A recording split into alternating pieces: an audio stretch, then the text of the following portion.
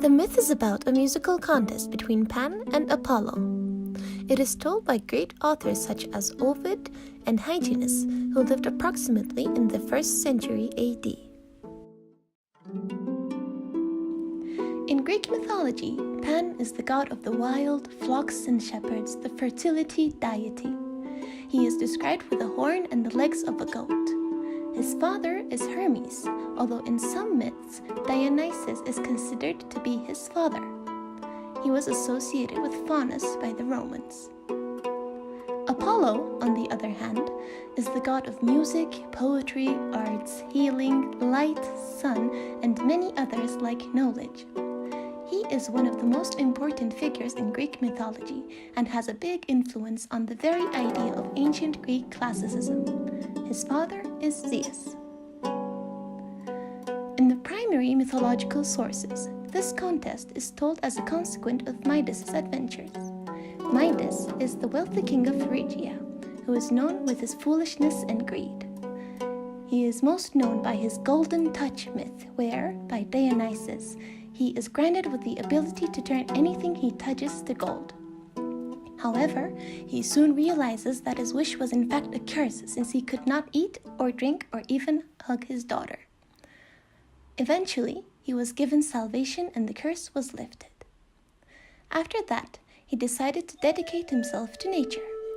As Ovid describes, he took to the woods, became a nature lover. He worshipped Pan uphill and down to caves under the mountains.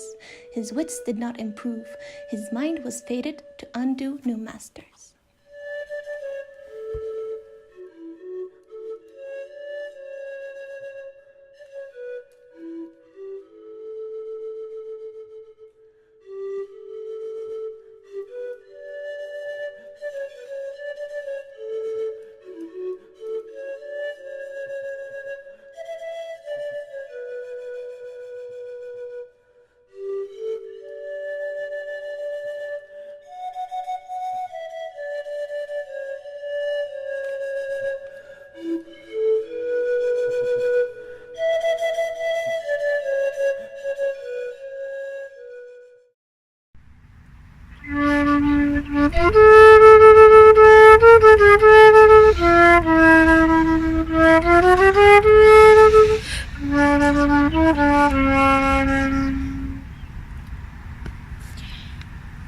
My music is much more better than Apollo's.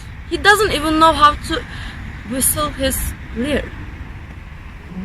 At that moment, Pan decided to challenge Apollo in a musical contest. Tmolus was chosen to be the head of the jury, and Midas also became a member. Tmolus is the mountain god who appears almost only in this myth, yet is mentioned as a glorious figure. He is a god, and, according to some sources, he is the mountain which Pan lives in the crags of. In Ovid's words, Tmolus, both judge and mountain, an ancient who took his seat on high, shaking his head to free his ears of leaves from the tallest trees, an oak wreath held his dark green hair in order, while acorns dangled round his cloud-white forehead.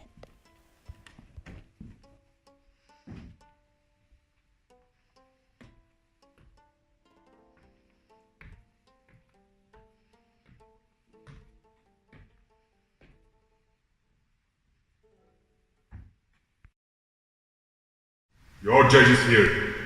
Let the contest begin.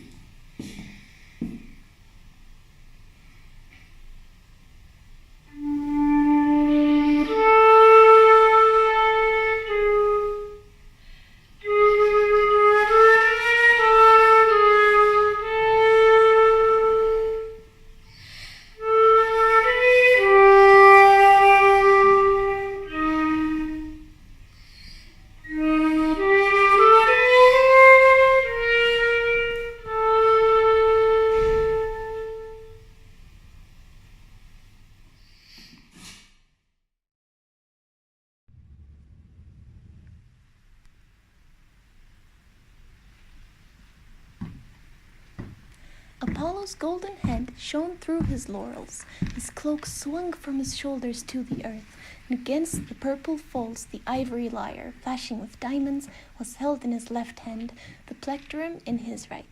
He was the very image of the artist, all poise and pose, he touched the string.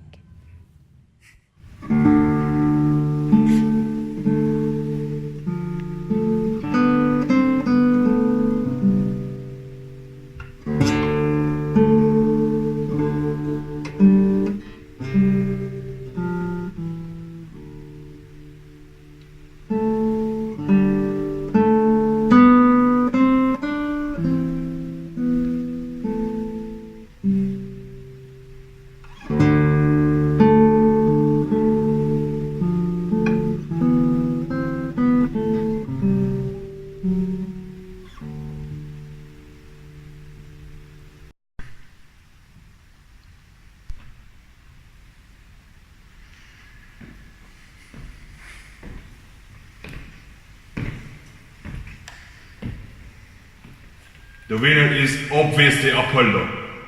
This is bullshit. The winner should have been Paul. I am out of here. Not so fast, Midas. Your ears are not kind of ears that human creatures wore. I punish you. According to the myth, Apollo turns Midas's ears into ass ears. He lives the rest of his life with his ass ears, hiding them from people. In some paintings, he is depicted with a turban and occasionally with the ass ears. Only his barber knew his secret, and he, feeling unable to keep it anymore, eventually dug a hole and whispered the secret into it. And the plants which grew there spread the word, "Midas has ass ears," as they swang in the wind.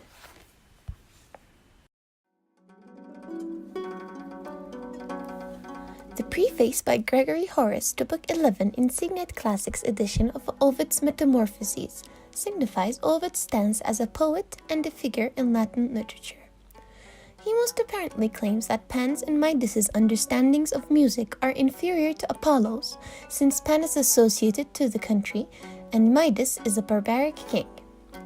This point of view shows how he aggrandizes the idea of ancient Greek standards. Horace emphasizes that even the consequences of his foolishness and golden touch are not as grave as his behaviors. He even goes further by saying that Ovid would have little sympathy for those who too ardently find pleasure in square dances, folk songs, and primitive improvisations of jazz music. Simon Floquet, a Baroque painter, depicts Midas with a kilted turban where he associates Midas with an Ottoman sultan. As these examples demonstrate, ancient Greek classicism contributed greatly to the shape of Western art and its standards.